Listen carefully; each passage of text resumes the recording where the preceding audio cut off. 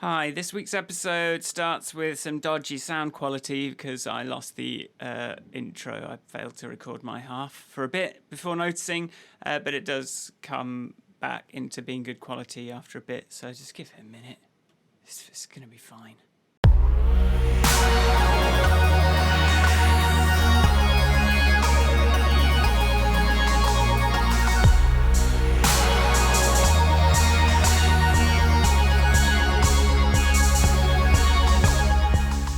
Hello and welcome to Michael and Ivanka's grandiose podcast, a weekly podcast where we use our lives to think about things. My name's Michael Forrest. And I'm Ivanka Magic. This week we thought we'd try and talk about unintended consequences of technology, or different apparatus of control or belief or things like that. Things that, you know, someone might have come in with the intention for one thing and then it turned into something else. Yes. Like that example of Mary Stopes the other week. Oof. Oh, that was, but I still every so often walk around going, well, that was bad intentions leading to something valuable. Yeah. Yeah, it goes both ways. It does. Marie. Oof. Yeah. She had a bee in her bonnet. Yeah, and I think things like, you know, like I was like, I just want a camera on the front of my phone so that I can take a picture of myself when I'm in New York on my own, because it's really awkward to do the other way. I never imagined selfies would become this thing. I never imagined people invented cameras on the front of your phone. No, I didn't invent it. I just didn't imagine what it would be used for once it did exist. It was an obvious thing to invent. It was an obvious thing to do, but like, who knew that you'd then get Instagram influencers who could take, you know, thousands of pounds for saying that they like something just because they take a good selfie. You know, it's all this kind of mad stuff. Then people invented selfie sticks. A selfie stick. Yeah, I mean, exactly. Who knew that an arm extender, front-facing camera? Like, to me, front-facing camera stick extension. That sounds quite good. Call it a selfie stick. That makes me want to burn it and destroy it for all eternity. Yeah, so that's what the episode's going to be about. Let's talk about what emerged from the idea.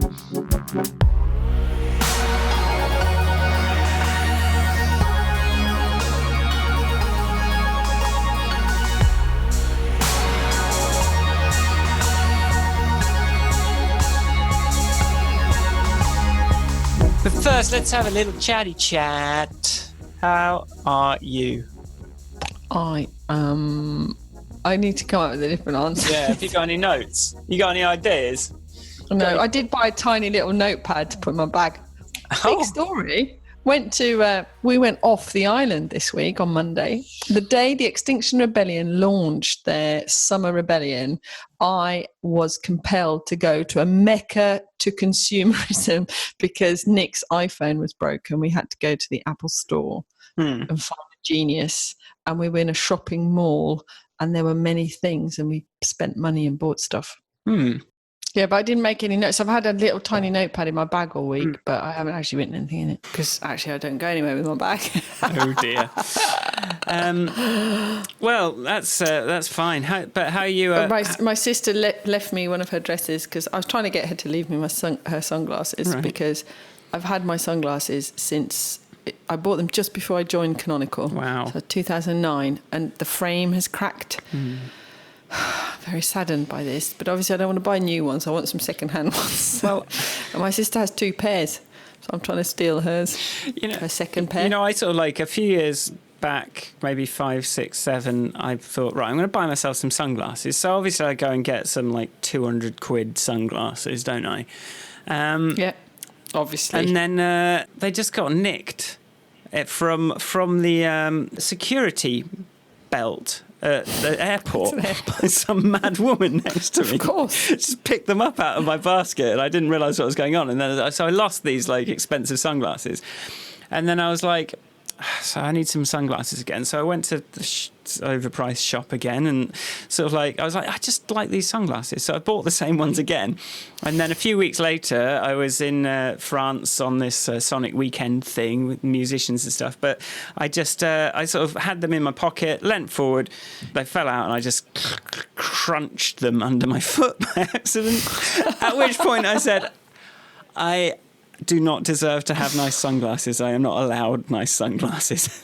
No, the sunglasses that I am talking about were an expensive pair of sunglasses that I have looked after, or, you know, they've lasted 10 years, but they've broken. But anyway, yeah. So that I had quite a nice week trying to steal all my sister's things. And did you fail? I got 3 dresses, but no sunglasses, though she has said she might post them to me. I think after the tearful farewell, she's now feeling bad about not letting me have her sunglasses. Oh, and there's another sisterly related news. Yeah. And then I'll stop with my stories. But she is graduating from her law conversion degree, which she did very well in. And they're live streaming it so I can go to her graduation. Oh. Isn't that exciting and modern? That's nice. Thank you. Episode 729. Michael childhood. Michael waits for a cue to start talking about himself. Oh, yeah, sorry. Michael, how was your week? Literally on her phone. I was just checking what time it was. This episode better be snappy. Cause the It better be snappy, but it's not going to be snappy if you forget what to do. I'm going to start making you ask me first. You should hold a card up going... Fuck. Fuck this you, is your Ivanka. next. Do I'm just you going to be care like, here is the about me format. at all? Ivanka, we've done this 88 times. Point 2 on the agenda. How are you, Michael? Fine. I think. Do you know what I think it is? What? I think it's because you. I think it might be like a reaction to the fact that you like attention. Hey, this is so a it's podcast. me, like, it's like a childish, like, oh, Michael wants me to ask you. It's not even conscious. It's like a, you know, teasing your friend. I just think you forget every single time. And yeah, that's true. Otherwise, I think you come up with a funnier way of something other than a pause that I have to leave hanging in the air like a stinky fart. Anyway, okay. All right, Michael, how are you? Yeah, Get on do with I it. leave that in? Do I edit it out? Who knows? It's a problem for Michael now. I am going to talk about 2 things in my list. I'm very organised in these areas due to no dependence. We went to Pride March. That's going to date this episode now that we've got a backlog. I don't know when it is. And that was mixed feelings that it was a parade of like companies. Oh. It was just all the different companies doing their look, we're inclusive thing. But I have to assume that that's not necessary. That's fine. There was enough of them that it felt like, okay, well, I guess, you know, different people. I don't know. I don't feel I have license to say queer, but like, you know, just all different like colours and shades of sexuality and gender are just there anywhere you look. So anyone wanting to deny that is just stupid. Like George R.R. Martin sort of asked why what made you want to put gay characters in your stories, and he went, well, I noticed that there were gay people in the world, so I thought I'd better put some in my fantasy novel. Like, and the moment that sort of like drew tears for me first, like watching this parade come down, was like I saw the police coming up, and I was like, you know, I assumed it was, you know, the kind of crowd control. And then as they get closer, I realised that no, it's the police representing, like, it's this, the gay police people, the Pride police marchers. And it was like, oh, God. And all the emergency services. And just from every aspect of society, you saw this representation. And you just thought, on one hand, like, why, you know, it's why should we have to do this? Because it should just be cool. But on the other hand, it's like, yeah, it was that was quite affecting. And there was just so many, it just went on for hours. this march. It was like, they just keep coming. And it was great. And it took me for ages to get, like, because I haven't really got any rainbow clothes or anything particularly thing. So it was actually towards the end that I got a little rainbow love heart sticker off someone. Like, everyone had, like, these, like, rainbow cheek things. And I didn't, you can get, like, a little thing that does a little rainbow. And like glitter in people's hair. They're quite clever. And all these things. A lot easier than drawing a rainbow on your face. Exactly, with individual base crayons. But yeah, I was glad we went down to that anyway, and it was a nice sort of afternoon of inspiration. It is a nice thing. Did you have that anywhere? Did you have one anywhere near you? No. No priding around here. We'll have none of that. But guess what? There's probably the same percentage of people that would like to be represented. There are definitely some folks that fall into the queer category, but I'm not sure how much they're celebrated. Or acknowledged or embraced or anyway. Respected. My respected, expected, all of those words. We've got to wait. We may have a shopping mall here nearby, but we're a long way from being a progressive society. I like one of my child's quotes on the subject of same-gender parents. One day, I'm sure I've told this story to you. Don't think so. We were walking down the road. She wants to swing, and I've got a bad shoulder and a bad back. And I was like, please, can you stop swinging? It really hurts me. She goes, people with two daddies are so lucky. I bet they can swing them really high. Exactly. Which says a lot for her, like daddy is stronger than mummy. But that aside, she's just like, two people with two daddies get to swing much higher. Daddies never have a bad back. This has never been heard of. All right, I've got one more thing in my notes, which I'm just going to put out there. There's a little bit of terrible observational humour. I walked past my local opticians today, and it had a picture of a lettuce. And it had the word lettuce, and it said, "Let us help you choose the right glasses for you." And I thought to myself, as the stand-up comedian that I am not, is it a pun if it's got nothing to do with anything? Or is it just... Or have you just gone and made that sign? It's got nothing to do with your business. What do you think you're doing? I am furious. The things that make you furious, Michael Forrest, are just... We should have a list. Things that make Michael furious. Things that make Michael furious. Things that Michael can annoy Michael enough that he'll write them down to mention on the podcast to just find the others. Someone else. No, I don't like people that get angry at stupid shit like this. And I don't think it's charming. But come on. At the same time, it's like you see the sun as well. It's like, that's not even a pun. It's just a different word that is awkward, and don't encourage it. It must not be encouraged. We're very different in this regard. The kind of things that make me rage is I'm, going for a jog or something. Probably worthy things. Yeah. I am so fucking worthy. It's unbelievable. I am virtue signalling everywhere, all the time. Jeez. Every minute. It's just trying to make us feel bad. Are you going to make me feel bad because I'm a man? Yes. I was in the shop in this country of no queuing. I've been trying to embrace, trying to work through my rage and not let it out let it out in a more engaging manner. Yeah. In this country, I'm in a country of no queuing. I was at the checkout in our little local shop, and a woman goes, "This is classic Croatian behaviour." She goes, "Oh, could you check Peter's stuff in for him?" So the girl at the till just starts doing this other guy's shopping from the end, and I just sat there and went, "So, Peter, what have you achieved right now?" You might have saved a bit of time, but, I'm a very nice woman. If you told me you were in a rush, I'd have let you go ahead of me. But now all you've done is just made yourself look foolish. I just continued in this tone as he sheepishly packed his shopping away, and then the girl behind the till just looked uncomfortable. And I was like... So I said, it's just interesting how we just don't talk. And I just went into this. It doesn't translate very well, but I was quite proud of myself for not tutting, for not being all English, passive-aggressive, not being too Croatian and going, "What the fuck do you think you're doing? You know, I went for a... Can we have a bit of it in Croatian? No. Oh, I never hear you speak foreign. It's not fair. I like it when people speak foreign. Well, no. What will happen? People will realise how foreign I am. Oh, and then they'll never listen. Then they'll never listen to the podcast ever again.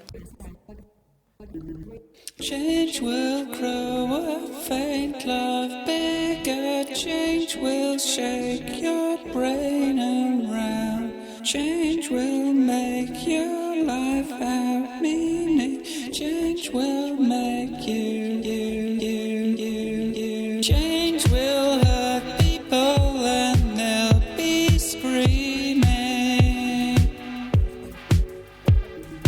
Change will change your life and give it meaning.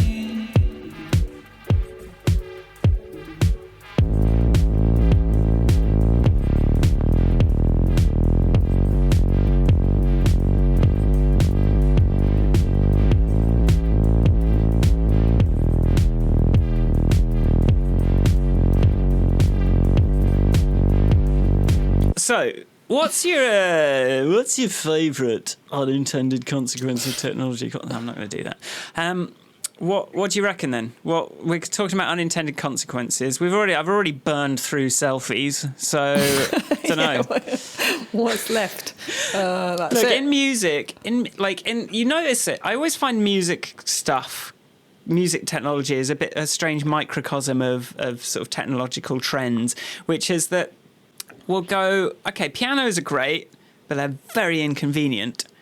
And then someone will try and go, oh, right, well, I'm going to try and make something that sort of makes an artificial piano sound, but it is small and portable. And then you'll have this small portable piano that's intended to be a replacement for a piano. Obviously, it sounds nothing like a piano. So it just becomes its own sound, its own instrument in its own right, even though it was invented with the intention of replacing the big bulky piano. And people will still want to use the big bulky piano as well as this, synthesizer thing. And you get that quite a lot. Like, I'm trying to replace something, but I've actually just created a new thing. Yeah. So even just the evolution from the flip phone to the iPhone, it's a different sort of thing. Yeah. And it can do more things, but it also, some stuff it can't do anymore. Like, you cannot type a message without looking, because it's just like you have to look at the screen the whole time, and it takes longer. So but it has also replaced the previous thing. But sometimes the new things don't replace the previous things, because they... I don't know.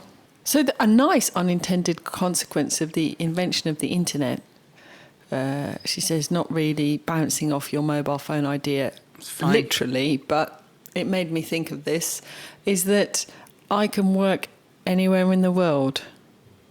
I think that's nice. You people, digital nomads exist. Yeah. Is that an unintended? I think it's an unintended consequence, isn't it? So the internet was invented, it was invented in case of a nuclear war. Yeah. That you could still have communication, because it would be sort of delocalized and sort of decentralized. Yeah. So you'd be able to sort of like send these packets between computers, and as long as there was some computers, they'd be there. So that was kind of the driving force behind it, was like, if someone takes out our 3 big communications towers, we're screwed. But obviously quite a lot of side effects have come from that decentralized communications technology. One of which is that because it's so decentralized now, it's you can, like, it is on your island. Yeah. Like, and even that, to start with, it might not have been, but like now, it's everywhere. Probably that's quite a resilient connection. Yeah. Though we haven't got wires. I need all the internet's Wi-Fi, mobile internet. So it's a bit crap. Well, I suppose it's like the phones in Africa. Like, they don't really have, Ethernet connections or that kind of thing, because there's a lot of infrastructure and physical stuff. But actually, like, as soon as mobile phones came in, they're quite easy to distribute and kind of send around. So some technologies sort of, they have to have, you have to get to a certain point before they can be truly sort of or you skip stages. I suppose an interesting, like an unintended mobile phone consequence, or like mobile computing consequence, like in somewhere in an African country is, I don't like. I need to know more about Africa to cite it, but I know of this example, which is like, even if not everyone has a phone, like it's intended as a personal device. But now, instead, even if one person in the town has it, now they become this sort of oracle that you go and sit, like a library that you can go and visit, or can kind of come through the town, and anyone that's got any questions, they can sort of ask you. So it's not necessarily the intended use of this device, but it's sort of like a secondary effect of it sort of does sort of broaden out some knowledge, but also probably kind of gives the person with the device a sort of disproportionate amount of status, given that, I mean, they merely own a thing. Yeah. What do you think about, let's talk about, what do you reckon social media invented to keep people connected, or to connect you with your friends, or I don't know, like just as a sort of communication platform? What are the unintended consequences of social media? Facebook being invented so that college friends could stay in touch. There's some positive and negative unintended consequences. The negatives fall in the category of, we simply don't need to stay in touch with everybody we've ever known, and that it's a bit weird. It's sort of depression provoking in terms of like, look how well they're doing, people show off, la la la, all this kind of stuff. I read an article came into my feed the other day about a mother who had, sworn off shopping for the next year because quote unquote Instagram was making her buy all this stuff because of all her friends posting pictures of their perfect lives with all their things. So that kind of sucks. However, it is really good for for connecting with people, without a doubt. Especially the Twitter, for all its shortcomings, has these bubbles, quite small bubbles, like a couple of thousand people, 3,000 people that will converge on a topic, and that topic doesn't. It's not always bad. It's like how to introduce universal healthcare available to all in the whole world is one area that I've come across, or how to fight big pharma and get them to reduce the cost of medicine and make medicines more accessible to everybody. So, not all of these, it does open up an ease of communication that might not have existed. Yeah. So one example that makes, I'm thinking of other social networks, and I think back to MySpace, and one of the unintended consequences of a sort of slightly crappy implementation of MySpace was that people could just, like, if they edited the CSS in their little text description box, and that would edit the CSS for the whole page. So the CSS is the thing that says what color everything and where everything is. So people were just able to make these pages look like absolutely any sort of garbage. Like they could make it look like anything, and that was a sort of blessing and a curse. Like it meant that it was a sort of very personal space up to a point. Like you always had to have the little player and the little areas, but Facebook it's just for technological reasons it couldn't last. And of course all these CSS classes, you could tell it wasn't intended, because it was all like orange border, red, it was like all named what it looked like, so you could tell that this certainly wasn't an intention. Facebook, obviously that then causes problems. So Facebook sort of went the other way and went, oh, no, we're not going to let you have any control over this. And gradually like, oh, you can have a picture above your main picture. How about that? That'll do, yeah.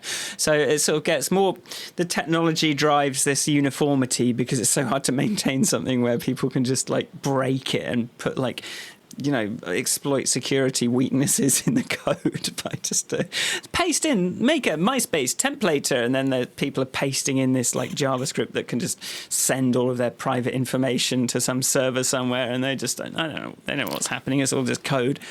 So yeah, there's a lot of problems with letting anything go, but it was certainly like allowed a certain level of sort of self-expression that has been lost. So your view on MySpace, I'd never thought about it from a technical point of view. I'd thought about it more from a brand point of view, like because of all the that sort of like individual pages and the messiness. That's what I never really engaged with or used MySpace at all. I was aware of its existence, and it's like I thought that part of the reason it had failed was because of the sort of lack of brand around it. I never thought about it being difficult to maintain. It had a great brand.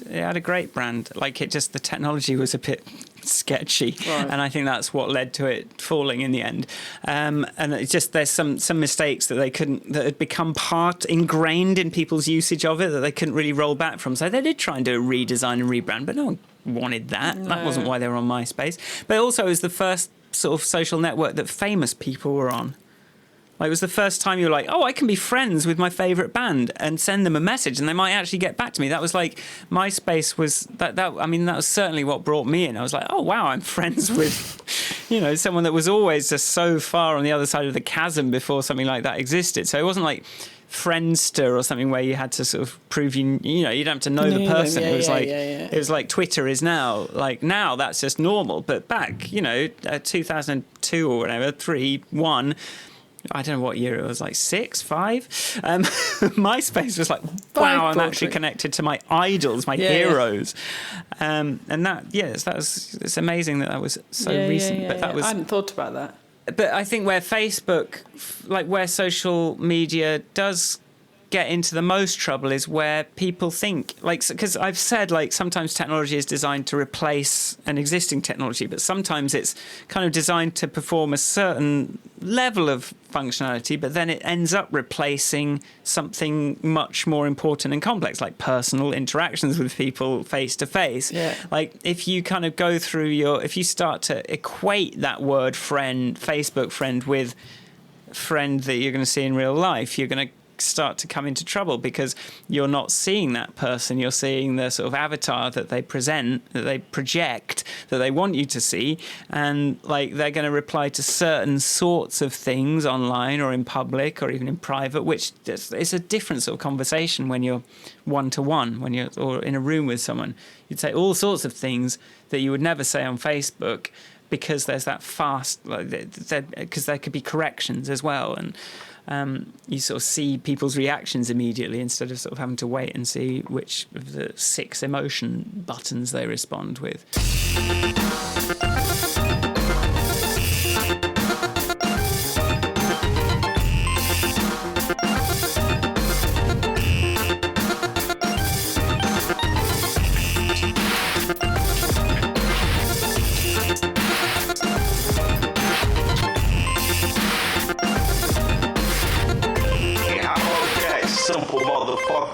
So speaking of Facebook, so when you invented the like button, remember I did like a few years ago when you said to me, I think like sometimes when you've just written a blog post, it'd be nice if people could just like go, right, and then that's like they don't have to write a comment in response. They could just go, and this was before the like button existed, and then that came in, and like, how do you feel about the consequences of the existence of the like button now? Like, what didn't you imagine like it being hijacked towards?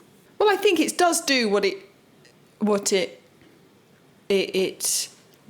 intended to do when you designed it. That's sort of like okay, I've seen it. I think the fact that it's called a like, sort of, you kind of want it to be an acknowledge button or a it's like okay, all right, yep. But then there's... Well, many options have been tried. It's interesting. I never liked that Last FM you had to love a track in order to kind of just say that you sort of, that you wanted more like that. It's like, I just think it's all right. And now you're making me say I love something. And it's sort of like, at least Instagram, it's a heart, but it is still more of a like than a love.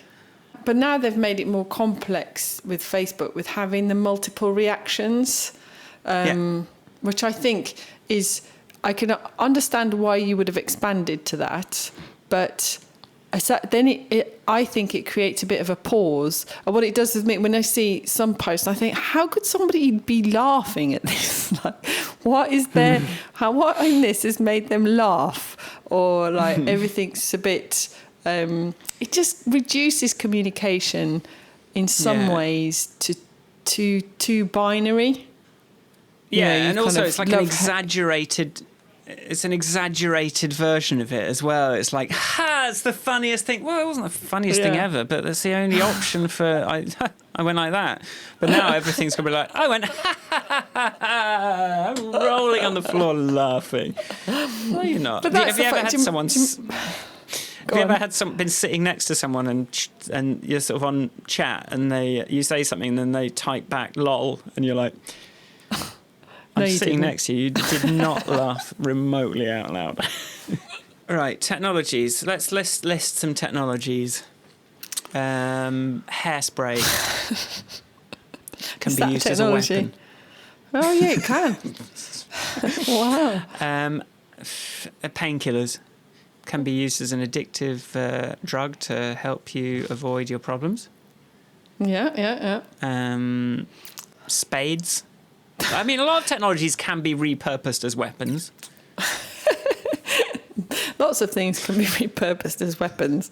But that's not the same as an unintended consequence, surely.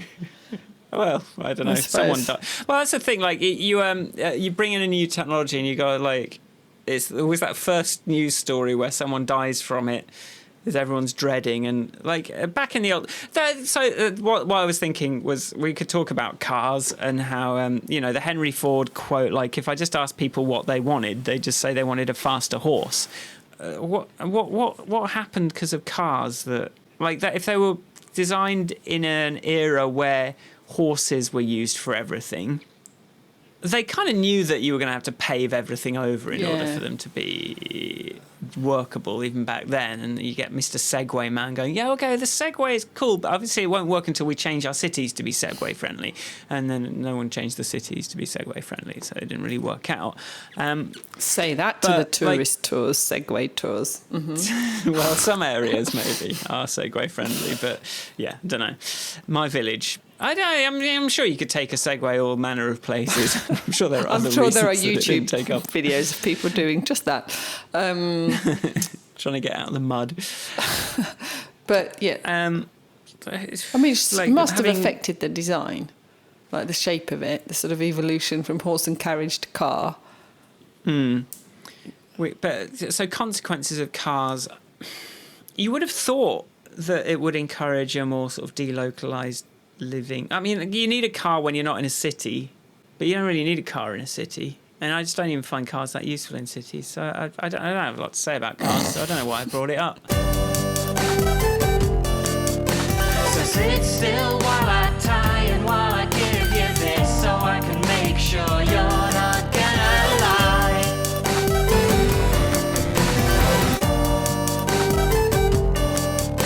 'Cause whether you think I'm sweet or psychotic, I'm nothing if not a persistent kind of guy.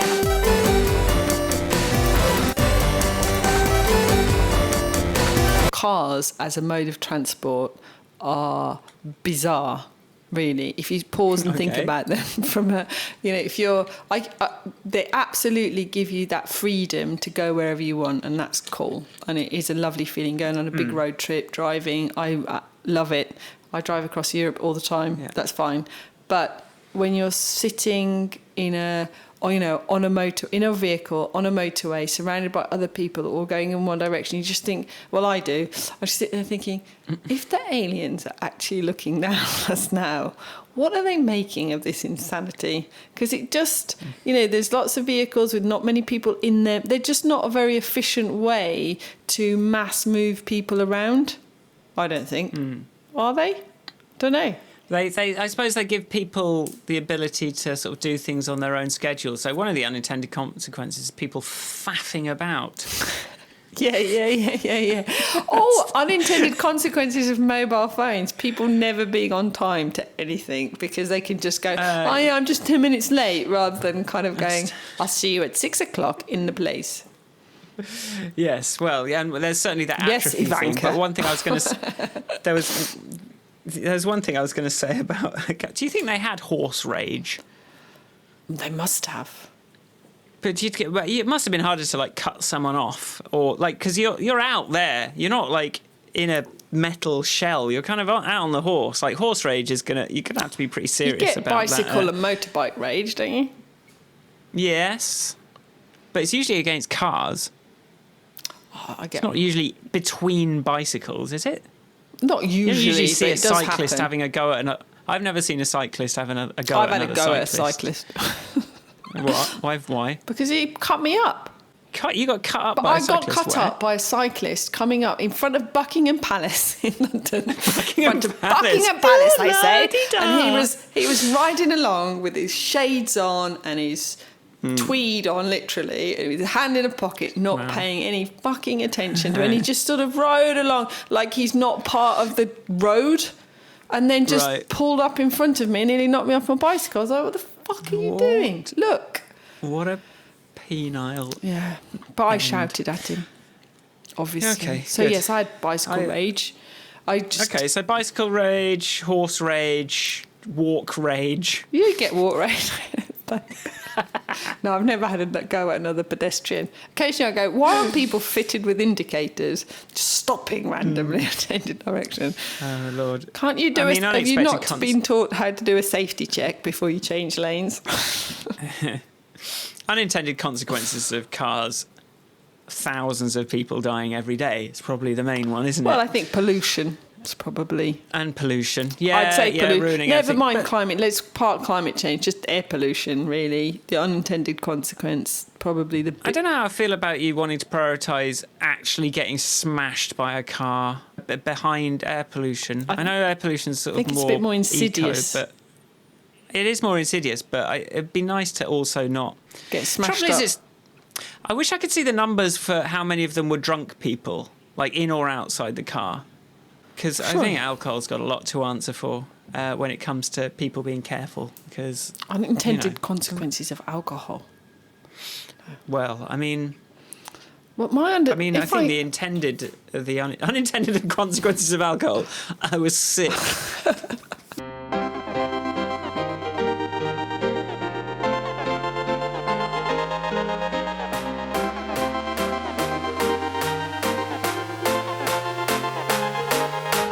What other kinds of technology can you think of? I can only think about bad things. What about things like, you brought it up, things like Catholicism? Okay, well, I mean, things like Christian, like I'm sure Jesus didn't imagine the Catholic Church when he was going, can he just try and think of other people the way you be nice to each other? And also, I'm trying to rebrand this sort of fire and brimstone. You go straight to hell for one infraction, so that there's forgiveness. Like you can have another chance. Just swallow your pride, and then how that gets turned into sort of golden statues and tall hats and lovely dresses.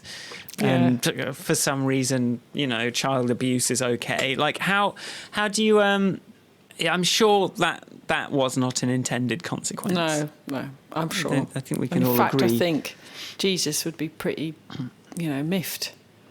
And I think the same goes for a lot of religions that, I think it's like Islamic fanatics, like extremists. That's a word to quote the West Wing. Is these Islamic, terrorists using Islam as their reason is the same as KKK, like in Christianity. It's not like if you tar everyone with the same brush of, that religion. Like I'm sure any Muslim can show you the various bits of their book that show that you're not supposed to do that sort of thing. So like it's, I guess that sort of brings in this sort of selective interpretation of a book is a sacred text is certainly a type of technology, and it's that sort of selective reading of it that really can be exploited by the ill-intentioned, let's say.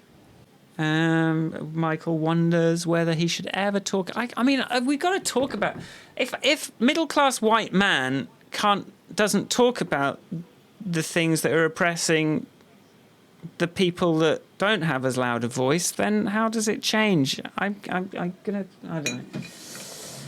I think you are a louder view, definitely. Loud and ill-informed view, because there's lots of people that have much less informed views that are much louder about them. So there we go. Well, I think we all do that. The sort of privilege thing, being aware of it doesn't mean that you have to constantly defer to it. All right. one of the things I was thinking about, which is not unintended consequences, ish, similar. I was thinking, like, what is the point of jet skis? Okay. It's to have fun, Ivanka, clearly. It's to have fun on the water, to go fast. Because let's face it, you know this from swimming, it's kind of boring. The sea. Like, you want something to do out there. So you can't watch Netflix. You're just gonna, the sun on my face is so relaxing. No, I want to spin around on this thing on a jet ski. And that is an intended consequence of jet skis. Yeah, I think that jet skis should be... That's one of the... What I'd like to start maintaining is a list of industries and products that we just could kill off and slowly be reducing the carbon footprint of the planet. Jet skis, gone. Skidoos, they can stay. They have a purpose. People get around on them. They use them for transport. Jet skis, totally pointless. Totally pointless. Look, Ivanka, when the planet floods... Yeah. And we're all living in and we're all riding canal around on systems. Jet skis. You're going to regret that decision. When the jet ski is the only viable replacement for the car. Let's talk about capitalism as a technology. Ooh, this is tenuous. Look at you. But the intention of... the reason people like capitalism is because it... Well... And I think this is fair. I think this is a good thing that capitalism does, is that it makes it harder for sort of human prejudices and biases to get in the way of a situation. It's a sort of like the attraction of it is that anyone can make it because the market is just the market, and if you can find a way to do well in the market, no one can sort of like... Obviously, there are limits to that in reality, but like you can see it, like that's the appeal of it versus other that's what things, it says in the brochure. That's what's in the. That's what it says in the brochure. Like you can succeed in capitalism because no one's allowed to just tell you like you can be a nouveau riche too. Like you don't have to come from a wealthy family in order to make it. Like that's the promise of capitalism. Yeah. Now, but the problems all come from the fact that it still has opinions on what is better, what's better and what's worse, what has value, what doesn't have value, that whilst not prejudiced by twats in the same way, are certainly not human oriented. They're not, the care industry has no value under capitalism and yet is an essential feature of human existence and life and well-being. Yeah. So consequences of capitalism and colonialism and growth are that we are busier than we've ever been for less and less reason than we have ever been. So I would say that's an unintended consequence. Yeah, and unhappier and weirdly living longer but unhealthier in a weird... I think living mental longer, health. Being unhealthier, being busier, being more stressed. Yeah. Even though... There are fewer and fewer consequences to potentially what we didn't. Do you think when they said, "Okay, we're going to get off the gold standard, we're going to stop having physical money representation, we're not going to lock it to anything, it's just going to be an arbitrary number from now on"? Do you think they realised what that would do? Do you think they realised that then an unbounded number will... Did you they realise what Pandora's box they unlocked there? No. I don't. I mean, I don't think they... I think they thought, personally, if the number can keep going up, I can get much richer. But I can have more. Let's do it. Yeah. I don't think people think it through. It's like eating too much.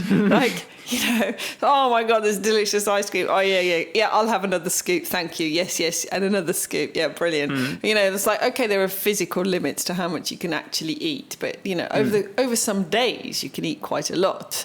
You don't really think about. You just think about enjoying the consumption, don't you? You don't really. You can get easily carried away with that sort of like more thing. Something feels good. Yeah, something feels good. Keep doing it, man. And then you can worry risk, about... no reward.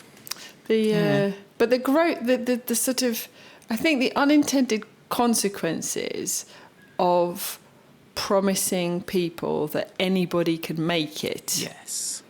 ...is is what we have today. It's just not true. Like massive debt, massive living beyond your means, massive like cutting of welfare programs and like welfare state systems, because everyone's now an individual. Like it's that rampant individualization and sort of never assuming that you're going to win for some reason. Yeah. Whereas actually, and the reality is that everybody could be okay. For sure. Yeah. We definitely can do that. But we can't have everybody being a bazillionaire because, frankly, nobody fucking needs to be a billionaire. No, it's just no one not needs a it. need. And you ask them and they're like, they're like, having a good time. I'm all right. They're still, more lonely than anyone. Bit worried about my teenager because they don't really talk to me because whatever there's like nothing. They're not brimming with happiness. They're brimming with concern about their fancy number, whether it's staying high enough or whether they keep going up. Bigger. It needs to be. The graph's going down. Oh my god! Like that moment in Silicon Valley where the guy goes, "I'm a failure. I'm no longer in the 9-0 club." Like he's dropped down to just under a billionaire, and he's devastated. And it's just in the same way that if your football team doesn't win this week, you can be devastated.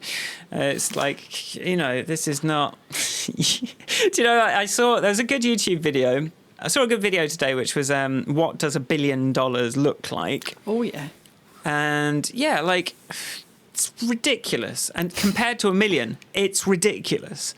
Like you can have a suitcase, but then you've got to have 1,000 suitcases is $1 billion. And they sort of showed this, like if you filled a tennis court with piled up $100 bills, Bill Gates's tennis court would be full, 9 or 13 feet high.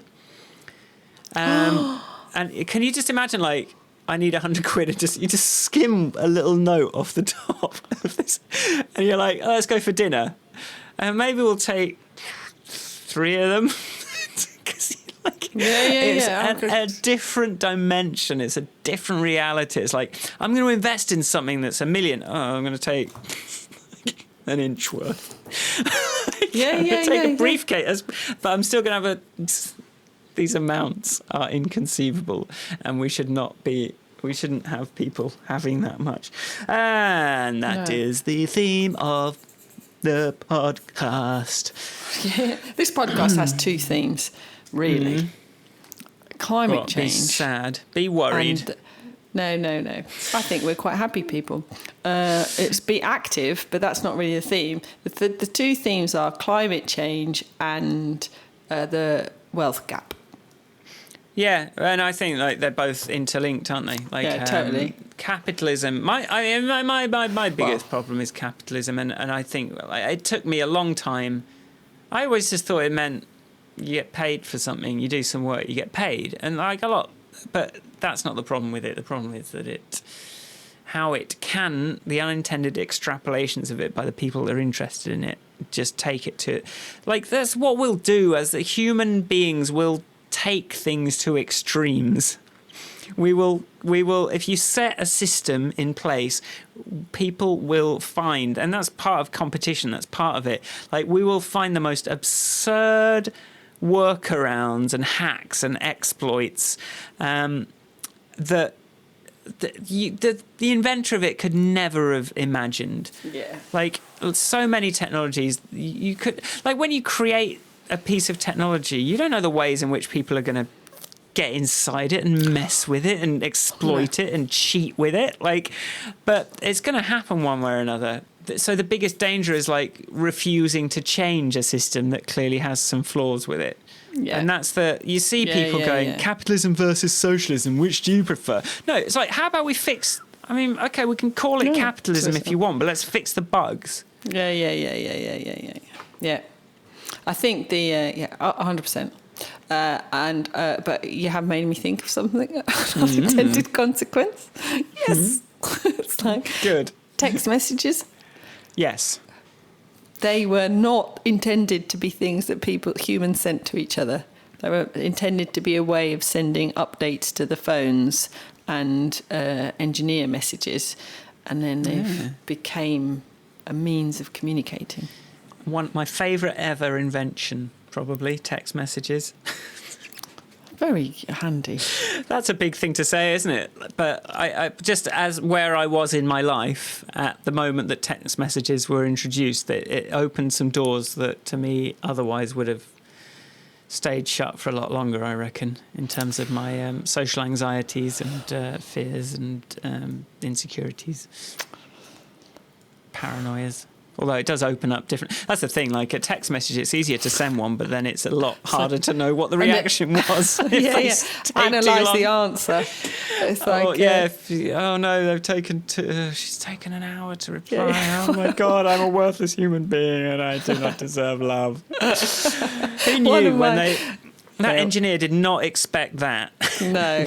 I woke up this morning feeling like today something could happen.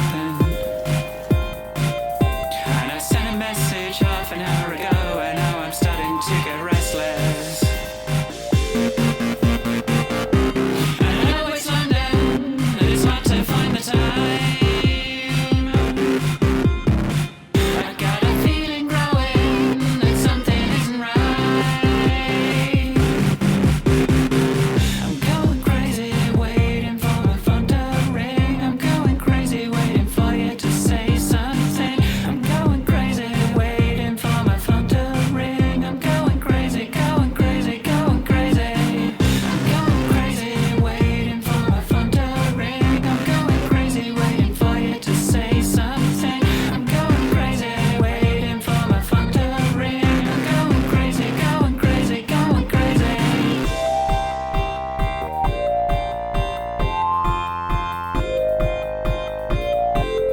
One of my favourite sort of descriptions of what it is when you found your actual relationship that you're going to be in. It's like there's never the conversation. You're never having a conversation with your friends going, well, I sent this, and then 32 minutes later he sent this back, and then well, what should we say? It's like a group response to the analysis of how do we respond to this text message. But when you found your right relationship, your mates ask you how's it going, and you go, yeah, it's all right. Yeah, nothing to complain about. Yeah, it's okay. Good. It's all right. Yeah. Listen, here's something I'd like to kind of crown this episode with before we sign off. And I want to talk about the promise of the internet was that we could find people like us anywhere. Like it was a subversive thing. It was like no longer can anyone control what anyone sees. Like now I can find other people like me anywhere in the world, and we can sort of start to change things. We can start to we're not confined by social conventions in the same way anymore, and we can start to grow things that are more interesting. I can be an artist and I can find a niche that would not have been possible to stay in before now. And then the Nazis moved in. Yeah.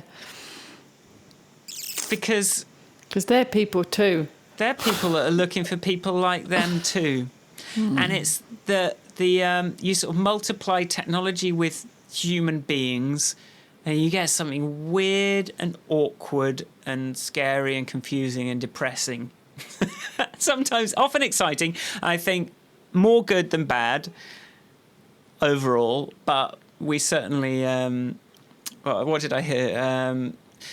Compliments are Teflon and criticism is Velcro. Sorry, that was not relevant. That's quite a good description. We see the negative stuff. We amplify that more. That's not quite the right situation for that analogy. And then we want to start stomping down on people being allowed to say whatever they want. But then they go, but I thought you liked free speech. Oh, why are you trying to control me? And then everything gets turned against you, and then everything goes horrible. It ruins it for the rest of us. So, and Twitter was just invented to help people talk about their cats. Who knew? Who knew? Who knew? Who knew? I want to edit it there.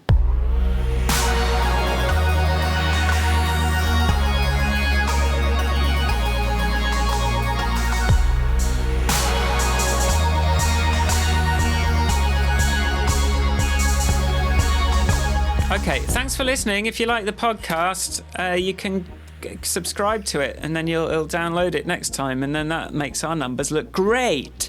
You can go to grandpodcast.com, and there's a subscribe button there if it's not bloody obvious how to subscribe to a podcast. Come on. No, I don't know where you're listening to this, but if it's the app, just press it in the app. Where can people find you, Ivanka? You can find me at Ivanka on Twitter. Anything else where people go? Because I always say, and you can find me at michaelforestmusic.com or on YouTube and stuff. But maybe you wanted to add something. No. Before I said that. No. restaurantsbrighton.co.uk/jobs. There you go. There you go. We'll pitch that. We'll pitch that. What else is available to fans of the podcast that want us to feel buoyed that it is a valid activity? You can, if you like to, write some ratings and reviews. Just give us some stars or write a little description or something. Oh, bloody love stars. But stars are good because nobody reads anything anymore anyway, so... Train the algorithm. The algorithm needs inputs in order to surface content. Algorithm must have inputs. Stars are inputs. Possibly sentiment analysis on reviews. So yes, we've also got Patreon. We have, which you can please come and find. Patreon.com/grandpodcast. Thank you to our 2 supporters so far, Shaz and Ez. And there's a PayPal link if you want to send us money, because I ain't got a job. I'm a loser, and the clock is ticking for me to find an alternative income because I've quit contracting. Anything else? Oh, I think that'll do us, won't it? I've enjoyed this chat.